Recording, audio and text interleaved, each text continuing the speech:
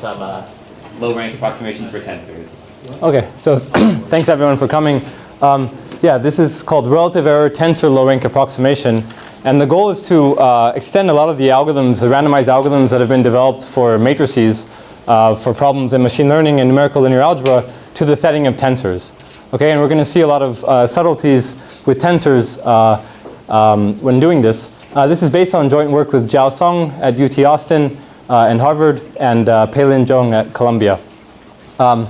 Okay, so first I need to define what these problems are for matrices. We're mostly going to focus on the low-rank approximation problem. So given a matrix A, which is n by d, why might we want to express it in the form u times v, where u is n by k and v is k by d? Okay, so a low-rank matrix. I mean, for a number of reasons. One is we get a parameter reduction to the problem. So instead of storing nd parameters, we can store n plus d times k parameters to store these two factors. Besides space savings, just to multiply by a vector x, naively this would take like nd time a times x, but I can, in factored form, I can multiply v times x in kd time and then multiply that times u in nk time. So it's faster to multiply matrices and vectors. And in general, a lot of matrices in real life, they are low rank, but they might have been corrupted by measurement or observation noise. And the only reason that they're high rank is because of this. And so getting a low rank factorization you can think of as being a way of denoising your matrix. So the standard way of getting a low rank approximation is through the singular value decomposition, or SVD. So recall that every matrix A can be written as a product of three matrices. The first matrix has orthogonal and unit length columns. The last matrix has orthogonal and unit length rows. And this middle matrix is a diagonal matrix, which has non-negative entries on the diagonal, and they're decreasing or non-increasing as you go down. Okay, so the standard way of getting a low-rank approximation is through the truncated SVD.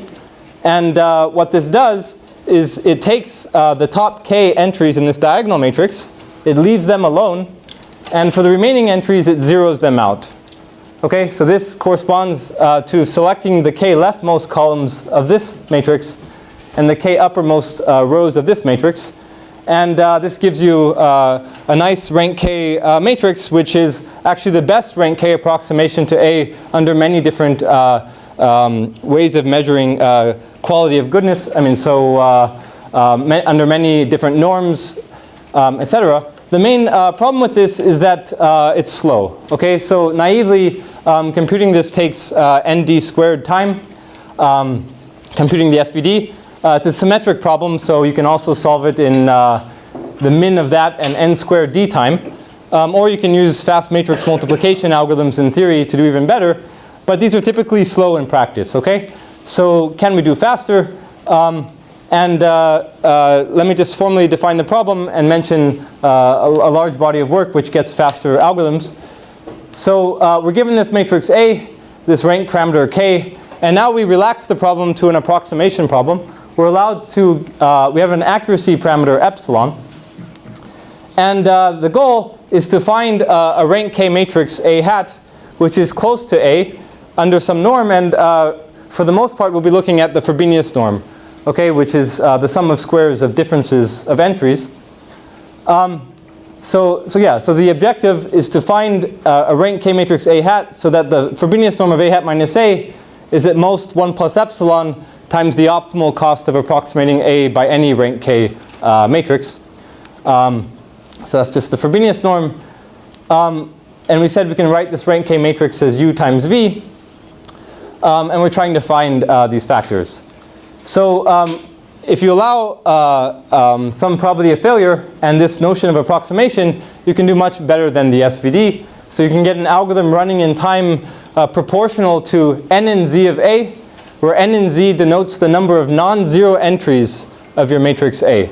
Okay, so just some perspective in comparison to the SVD. Even for dense matrices A, this is giving you nd time. Okay, as opposed to nd squared for the SVD. And for sparse matrices, this is really could approach something as small as like n plus d time. There is this additive term n plus d times a small polynomial in k over epsilon. Okay. So that's what you can get. And let me just mention roughly how these work on a slide or two. So you're given this n by d input matrix A. And the main idea behind a lot of these algorithms is to first sketch A. Okay, so you choose a very wide fat matrix S. It's a random matrix. There are many different families of matrices that I'll mention a few. But the point is S has a very small number of rows. So S times A is squashing A down from n rows to something roughly like k over epsilon, where k is your rank, your desired rank, and epsilon your accuracy. Okay, and so what S times A is doing is taking random linear combinations of the rows of A. So pictorially, here's what we have. We have the n rows of A, which I've drawn as points in R to the D. And we have S times A. S times A is a small matrix. It has k over epsilon rows and d columns. And I can think of the row span of this matrix. Okay, so the set of all linear combinations of the rows of S times A, I can think of that as being a low dimensional subspace in R to the D. Okay, which I've drawn here as a line. Right, so it's a k over epsilon dimensional subspace. And so the algorithm, what it does is it computes S times A, and then it projects each of these points, the n rows of A, onto this space S times A. Okay? And now these n points, they live in a much lower dimensional subspace. Okay, so instead of being in R to the D, they actually live in a k over epsilon dimensional subspace now. And so if I represent them in the coordinate representation for that subspace, I can now afford to solve the SVD of these points. Okay, so remember the SVD was number of points times dimension squared time. I still have n points, but the dimension has been reduced from d down to k over epsilon. Okay, which is within our budget. Okay, and so what I won't prove, but what the theory guarantees is that if you do this process of computing S times A for a random matrix S from certain families of matrices that I'll describe, that if you take your n rows, project them onto this space, and find the best rank k solution in that space, then those k vectors you get in R to the D, by doing that, those will actually be a good solution to the original low rank approximation problem for the original matrix A. Okay, so this is what people are calling like the sketch and solve paradigm. Okay, and so the SVD of the projected points is efficient. A natural question is, what are the matrices S that you can use? So lots of random families of matrices work. So S could be a k over epsilon by n matrix of IID Gaussian random variables. This works. The problem is that computing S times A is slow, so because S is dense, and we wanted like number of non-zero entries of A time. Another thing you can do is instead choose S from a more structured random family of matrices called fast Johnson-Lindenstrauss transforms. This is a very nice work of Thomas Sarlos. And again, you have roughly k over epsilon rows, but now S times A can be computed very quickly, okay, in roughly nd time. Okay, so this is very good if your matrix A is a dense matrix. It really is getting order of number of non-zero entries. And what we showed a few years ago is instead, if you use what's called a count sketch matrix, so you have instead of k over epsilon rows, you have a bit more rows. Think of it as poly k over epsilon. Still independent of n and d, then this also works. The nice thing about this sketching matrix S, called a count sketch, is that it's extremely sparse. Okay, so it has n columns, and each column just has a single non-zero entry. Okay, so in each column, what I do is I just choose the location of a single non-zero entry uniformly at random, and on that entry I put +1 with probability 1/2 and -1 with probability 1/2. Okay, so this also turns out to work, and as I said, the nice thing is it can be computed in number of non-zero entries of A time, S times A, right? Because given a column of A, for each non-zero entry of that column, it corresponds to a column of S, and there's only a single non-zero entry in that column of S, okay? So, okay, so these are sketching matrices you can choose. And just to sort of wrap up the overall algorithm for low-rank approximation of matrices, it's as follows. So you're given this matrix A, you compute S times A, where S is one of these sketching matrices. So it can be like a count sketch matrix. That's very fast, n in z of A time. The next step is you have to project each of the n rows of A onto this space S times A.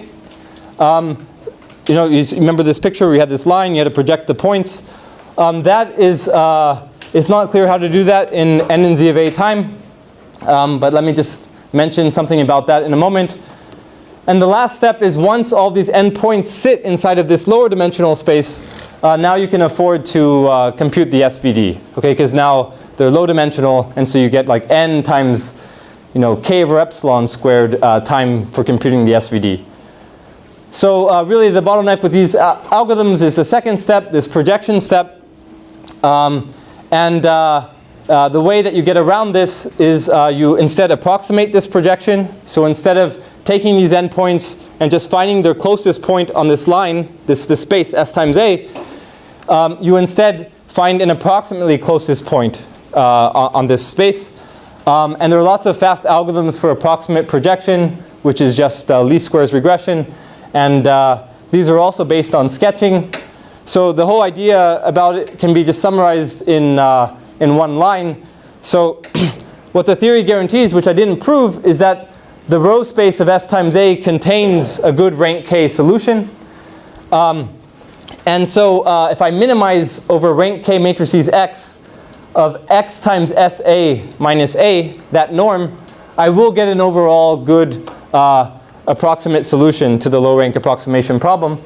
So what I've done here is I've just kind of folded in the last two steps of the algorithm, right? So, you know, so for each row of A, I could take a row of X. The corresponding row of X, what it's doing is it's choosing the coefficients of S times A, which give me the projection of that row onto S times A, the closest point. And since I have Frobenius norm, I'm minimizing the sum of squares of those distances. So that really is, you know, computing the projections of each of the rows of A onto S times A. And I'm just enforcing that X has rank K. I'm folding in this third part of the algorithm.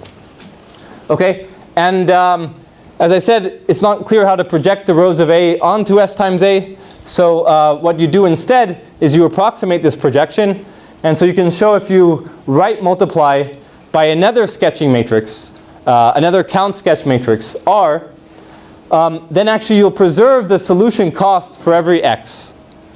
Okay, so if R is one of these count sketches, I can compute A times R very quickly, and R has a small number of columns in this case. Okay, so S has a small number of rows, R has a small number of columns, and so now this problem doesn't even depend on the dimension D anymore.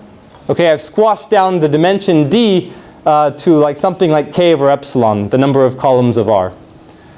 Okay, and so now I can afford, you know, just to naively project each of the rows of AR onto this space SAR, because, you know, there's no dependence on the dimension anymore.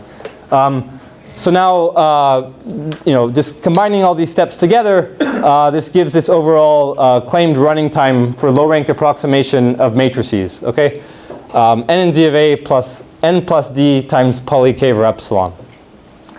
Okay, so this is all I wanted to say about sort of this, you know, what is known for matrices, and we're going to build off of that in the next part when we look at tensors. So stop me if there are any questions. Before moving on to tensors, I do want to mention one other thing, which is that the Frobenius norm was, you know, somewhat arbitrary. And actually, low-rank approximation with respect to many other norms has been studied. So you can ask more generally to find a rank K factorization, UV transpose, to minimize, you know, some arbitrary other norm, or to get an alpha approximation with respect to some other norm. So yeah, so there's Frobenius, which we just covered, but you could imagine other things like maybe entry-wise L1 norm. Okay, And this is often considered more robust than Frobenius norm, because if you have some entry which is corrupted by noise, in Frobenius norm you're squaring the distance, and so you're paying more attention to that entry. Whereas in the entry-wise L1, you're just taking the absolute value of the difference. And so it's sort of paying less attention to the entry, which means that your low-rank factorization can pay more attention to the remaining data. This is the intuition. There are also things like things in between Frobenius norm and entry-wise L1, which are also more robust than Frobenius, but have other properties. Like, so sum of L2 norms of columns of A. This is another norm I could minimize with respect to. And this has actually a nice geometric interpretation. So SVD, what it's trying to do is find a low-dimensional space which minimizes the sum of squares of distances to your space.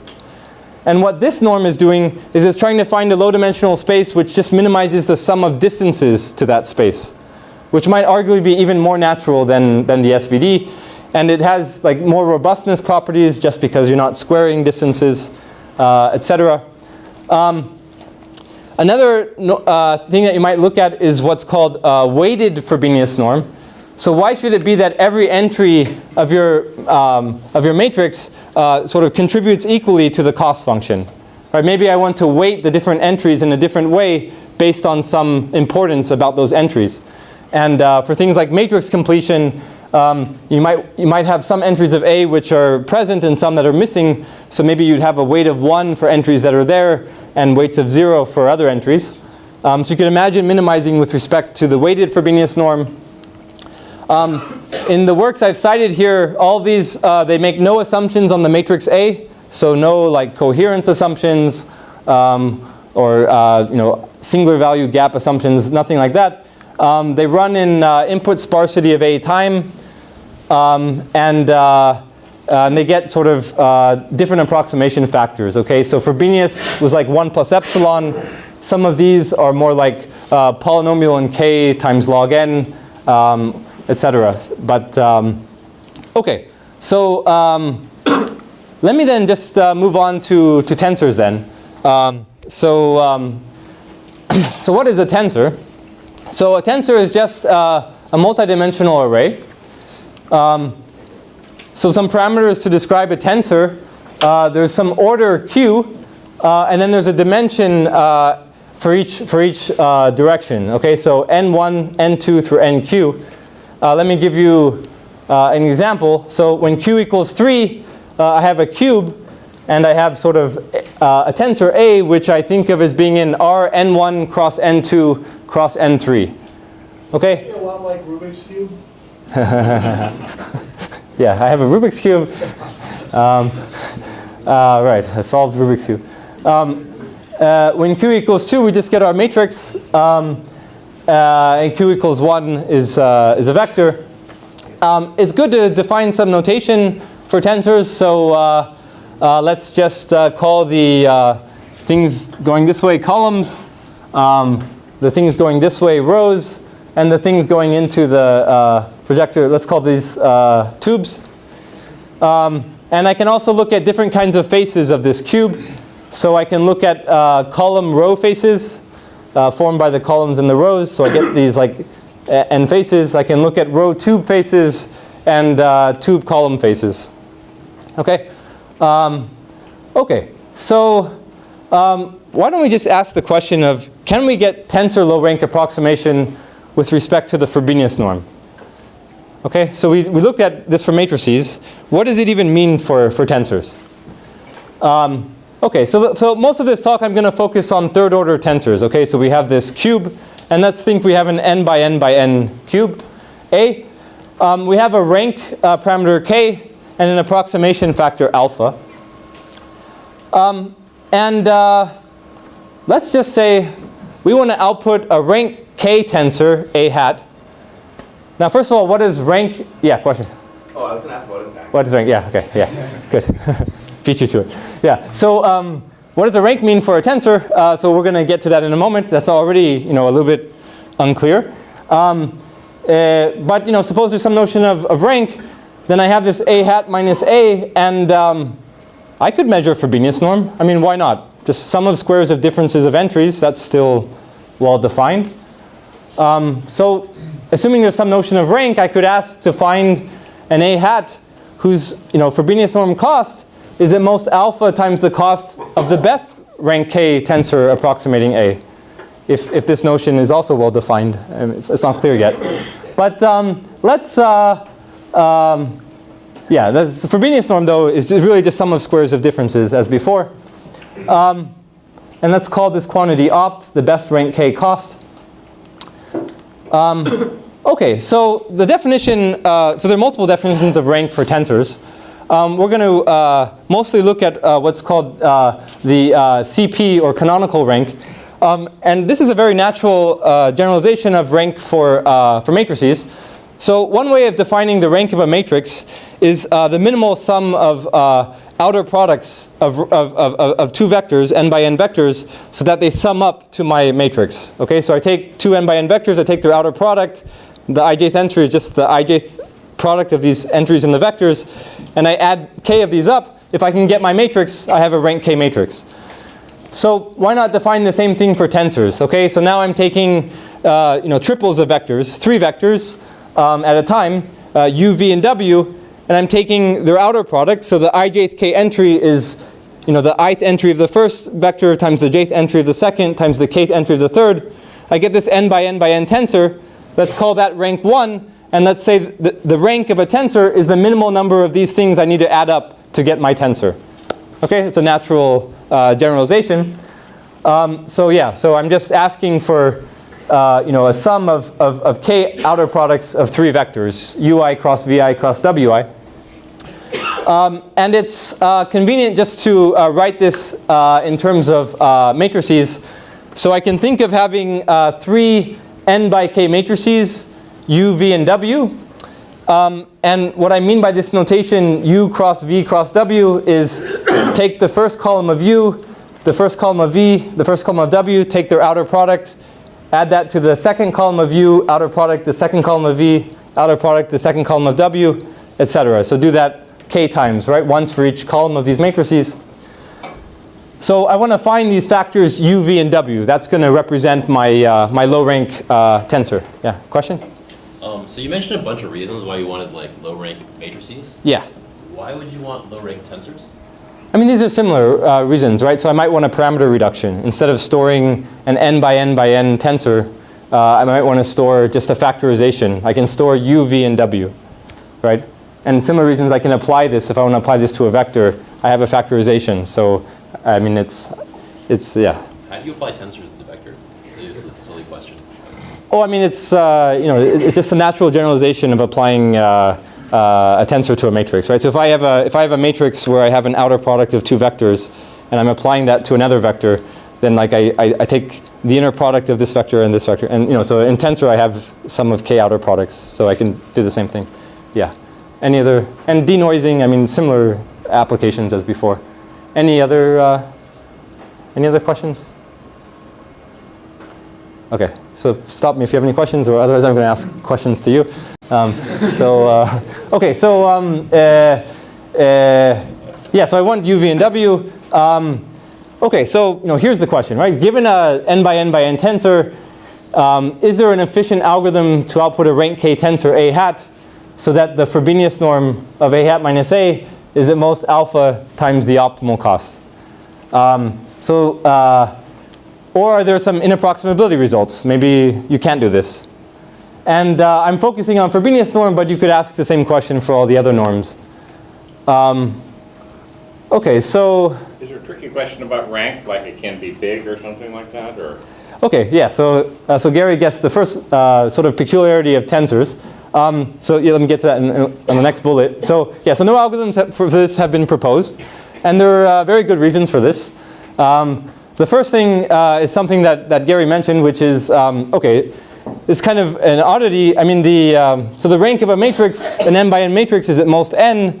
The rank of an n by n tensor, this can be larger than n. This could be n squared. I mean, as large as n squared. Okay, I mean, but that doesn't necessarily preclude achieving this, I mean, for any obvious reason. Okay, there's another problem. computational, yeah? So can you calculate the rank of the tensor in for a long time? Yeah, so great. So you got the second bullet. So yeah, so computing the rank of a tensor is NP hard. Okay? So you know, if I had an algorithm which achieved this relative error guarantee, then what I could do, you know, what this means is like when the cost is 0, then I actually have to have cost 0. And when it's non-zero, I have cost non-zero. This is a multiplicative approximation. And so like what I could do is I could just do, you know, I could try all the values of k until I find one for which the cost is 0. Then I figured, you know, I choose the largest one. I found that I figured out the rank of my tensor. So, you know, clearly I can't get this guarantee because I'd be solving this NP-hard problem. Okay, there's one more actual structural issue about tensors. Okay, so actually this notion of min over rank k tensors ak of the Frobenius norm of ak minus a, this is not even well defined. Okay, so let me, okay, so the best rank k tensor might not even exist. And this is due to what are called border rank issues, which I'll describe on the next slide. So, okay, yeah, so this notion has problems. But let me just say why this might not even exist. Okay, so yeah, we said the rank of a matrix is just, you know, the smallest number of outer products that add up to that matrix of rank 1 matrices. And the natural generalization to tensors, just the minimal number of outer products. The border rank of a tensor A, this is defined to be the smallest integer k, such that there's a sequence of tensors of rank at most k. So everything in the sequence has rank at most k. But the limit of these tensors is A. Okay? So what is the limit? Under what now? Point-wise or? yeah, you can actually do point-wise. Yeah, so I'll give you an example. Okay, so here's an example. Okay, so let u and v be two vectors, unit vectors, that are not equal. Okay? The specifics of this example don't matter so much if you aren't following them, but I'm going to define some rank 3 tensor A.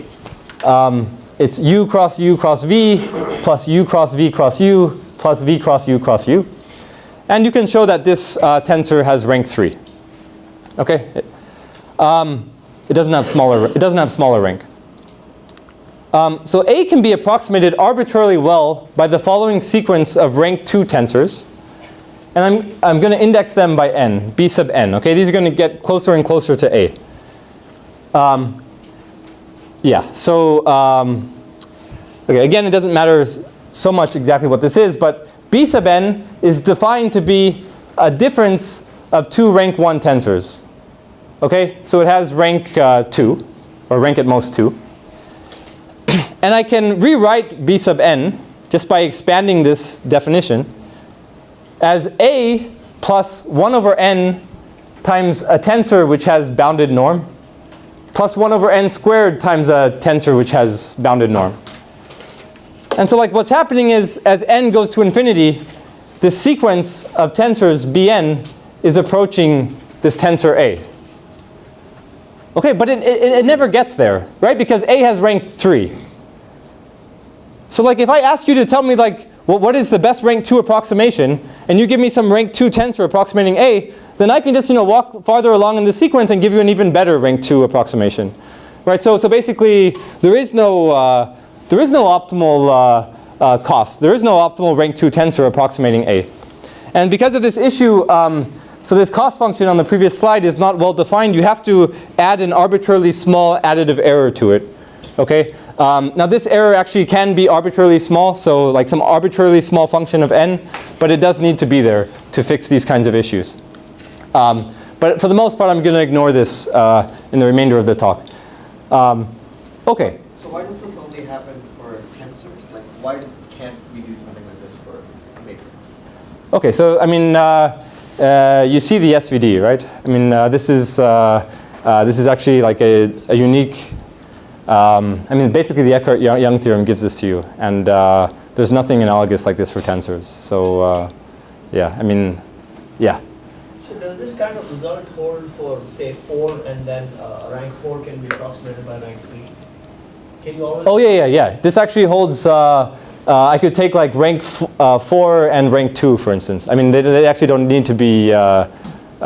So I can, so yeah. all rank tensors could be approximated arbitrarily well by something? No. I mean, this is an example tensor, which has this property. I mean, some tensors, don't have lower border rank.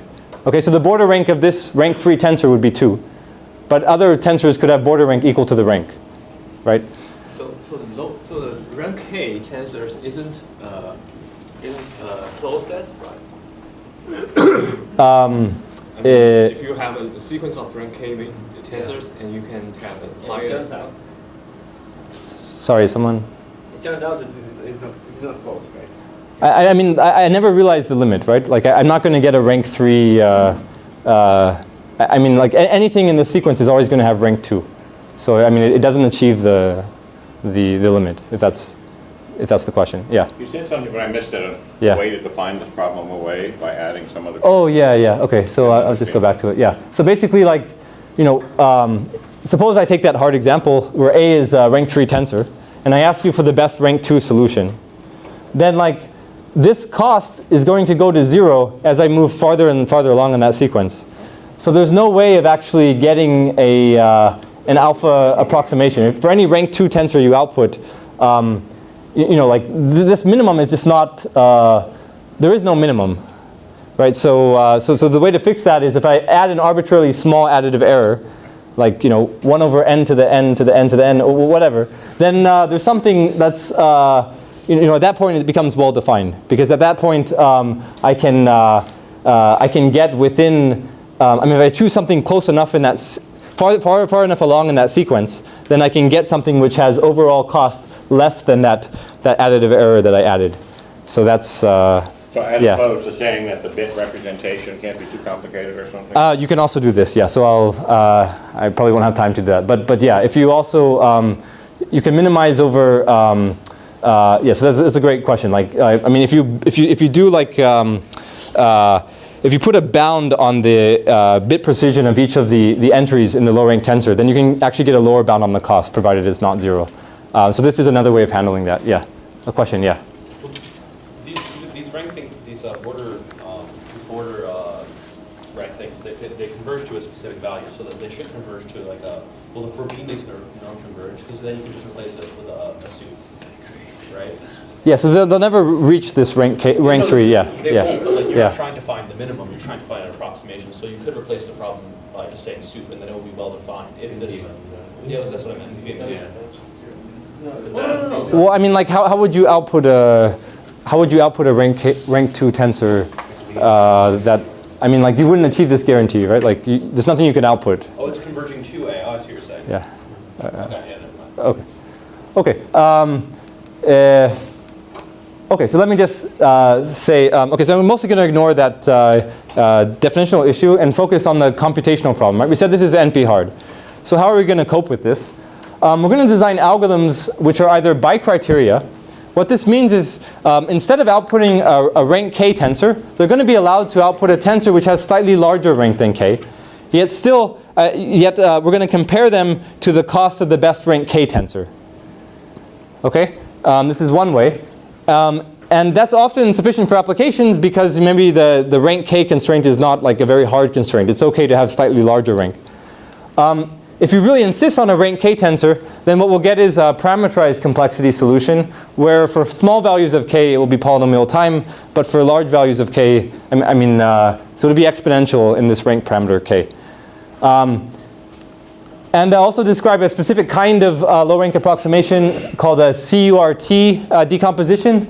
And what these are the factors in your low rank approximation correspond to actual subsets of columns, rows, and tubes of your tensor. And this is important, for instance, if your original columns, rows, and tubes were sparse, then your factorization also has sparse factors. And then I'll mention some hardness, okay, justifying some of our running times. Under exponential time hypothesis, an assumption in complexity theory. So, okay, let me just state our results. So first, the main bi-criteria algorithm. So we're given an n by n by n tensor, a rank parameter k, and accuracy epsilon. And what we can show is that instead of outputting a rank k tensor, we're going to output a rank r tensor, where r is order k squared over epsilon squared. Okay? Now remember, we can write a rank r tensor as u cross v cross w, where these are n by r matrices. And the guarantee is going to be that the cost of using this rank r tensor is at most 1 plus epsilon times the cost of the best rank k approximation. Okay? We allow some probability of failure. But to me, at least, it was surprising that the running time we get is actually fully polynomial in all of the parameters. Okay? So we get, in fact, it's linear time. So n in z of a plus linear in the dimension, so n times poly k over epsilon. Okay, so this says that, even though the problem is NP hard, if I just, instead of insisting on a rank k tensor, if I allow for outputting a rank k squared over epsilon squared tensor, then now suddenly I can do it in, even linear time. Okay. Okay. And as I said, sometimes the rank parameter k is not. You'll still get a good parameter reduction, etc. The rank parameter k is not a hard constraint. If you require a rank k algorithm, then so now I want u to be n by k, v n by k, and w n by k. Then what we can get is a 1 plus epsilon approximation with constant probability. But the running time now is what we had before, plus a term which is exponential in k squared over epsilon. Okay? And now we know we can't be fully polynomial in all the parameters, right? Because it's an NP-hard problem. But this shows, it's what's called fixed parameter tractable. So if k is at most like root log n, it's still polynomial time.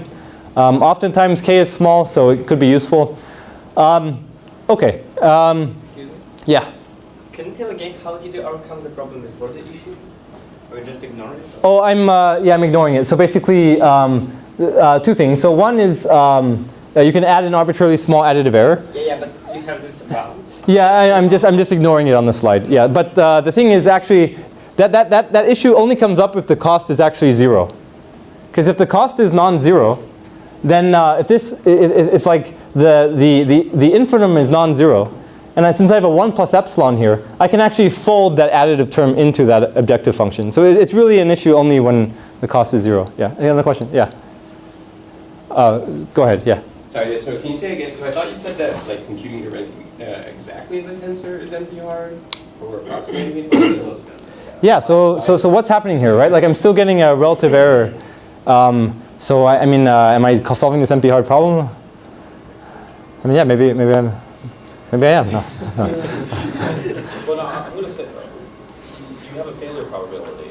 So Oh, okay. But I mean, yeah, sure. No, I mean, what is the main issue here? The main issue is I'm not outputting. I see. For this thing, I have exponential time, right? So I mean, the thing is like maybe the NP hardness only holds when k is large, and actually this shows that. Was the NP hardness for approximate I thought the NP hardness was like finding exactly NP hardness was for computing the rank, right?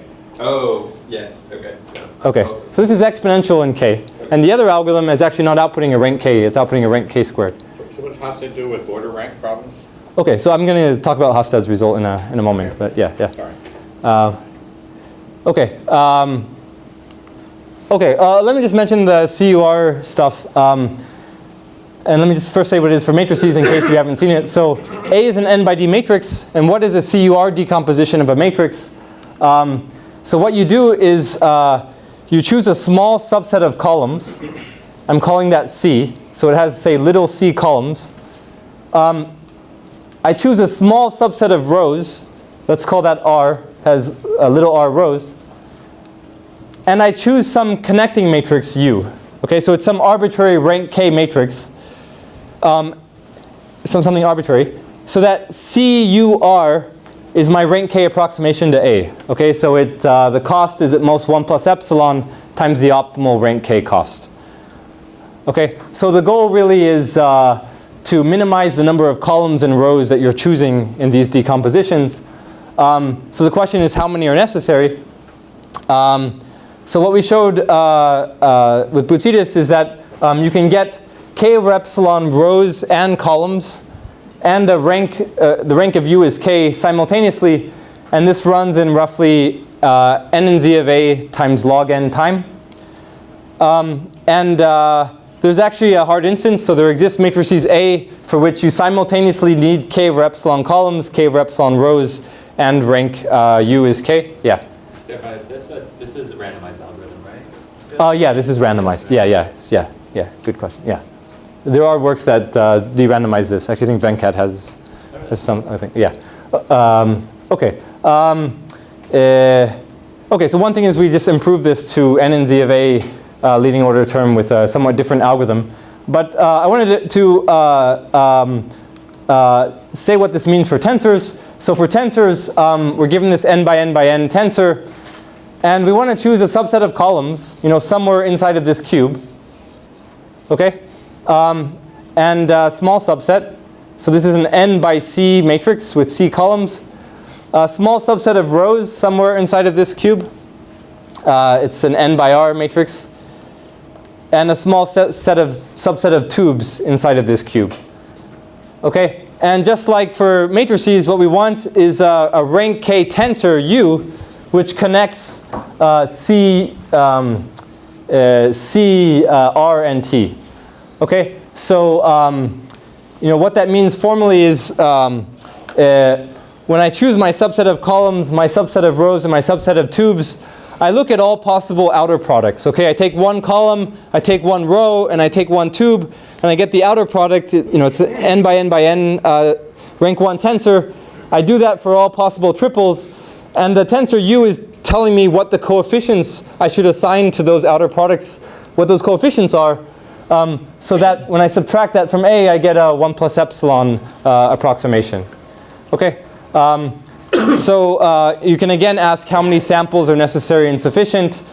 And okay, so what we can get is, if you want a fully polynomial time algorithm, we can find a subset of columns, rows, and tubes that have poly k over epsilon elements. So I get like poly k over epsilon columns, poly k over epsilon rows, and tubes.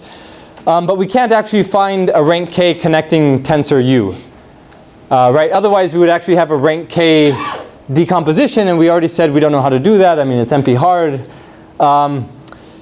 If you really want a rank k algorithm, we can get the optimal number of columns, rows, and tubes, which is k over epsilon, and a rank k u.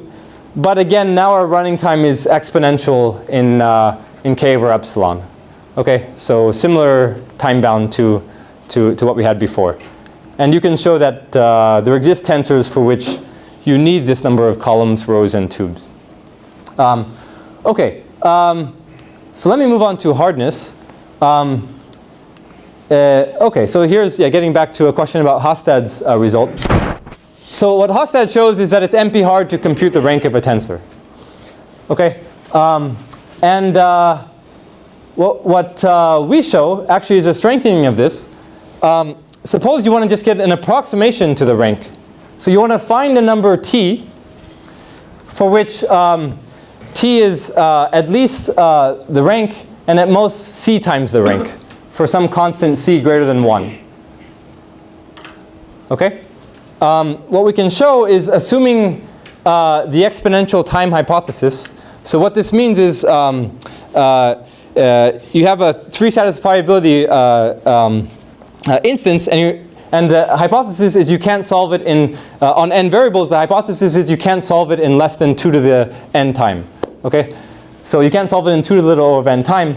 Under this assumption, we can show that actually you can't even get a c approximation to the rank in time that's less than roughly 2 to the k. Okay, it's a little bit worse, 2 to the k to the 1 minus the O of 1. If you assume something else, which is Feige's randomized version of this ETH assumption, which is saying that you can't solve satisfiability formulas from a certain distribution with certain properties, that I won't get into, then you can actually strengthen this to 2 to the k lower bound. Okay, so this justifies, partially justifies our running time, right? I mean, we're getting 2 to the k squared over epsilon running time. And this is showing that you need at least 2 to the k running time. And actually improving this, I think it runs into some natural barriers. So I'll just mention an aside that it's not known how to construct an explicit n by n by n tensor with rank much larger than n. Okay, and a lot of these proofs, what they end up doing in the reduction is they end up building, a tensor of large rank in one case. So if I wanted to improve this to say that it's hard to, if I wanted to allow t to be as large as k squared, I couldn't even get a k approximation to the rank. Then like the natural way of arguing it would actually end up constructing a k by k by k tensor of rank k squared inside of the proof. Okay, so I'm not going to get into the details, but that's sort of a major open question that natural reductions would run into that problem. So suggesting that it's likely that really you can't do it in 2 to the low k squared time, and just the proof techniques are. Yeah. So I mean, that's the subtext here. no, I mean. So I don't want to make a conjecture because I don't have a strong feeling either way. But like all I'm saying is that a natural way of extending, of arguing along the ways that these things are arguing is to construct an explicit high rank tensor, and that would solve sort of other known problems. Even though they exist. They exist, yeah. But these things are sort of coming. Through satisfiability from some reduction from an NP-hard problem. Maybe there's a randomized way of doing it. I don't know. Yeah. Where does the border rank fit in here? Or is that going to come? Oh, I see. So I'm just, the thing I wanted to mention about border rank is that actually is actually algorithmic in the sense that we can do better if the border rank is much smaller than the rank, right? Because what we're, so I just meant the hard. Yeah. So what does Hofstede return? Yeah. So what I'm saying is like this algorithm that we have would imply that actually he's not able to show that there's a hard instance with low border rank, because we're going to get an algorithm which would actually have a running time which could be exponential in the border rank instead of the rank. So like if the border rank were significantly less than the rank in his proof, then it would mean that actually we would do better than this 2 to the k time. Okay, so I guess what I'm saying in a roundabout way is that his instance can't have the property that it has low border rank. So it also has high border rank for the instances that he produces. Yeah, because otherwise our algorithm would give a better algorithm because our algorithm can actually depend on the border rank. So it's NP-hard to determine the border rank of a matrix? So yeah, it's not explicit in his, let's see.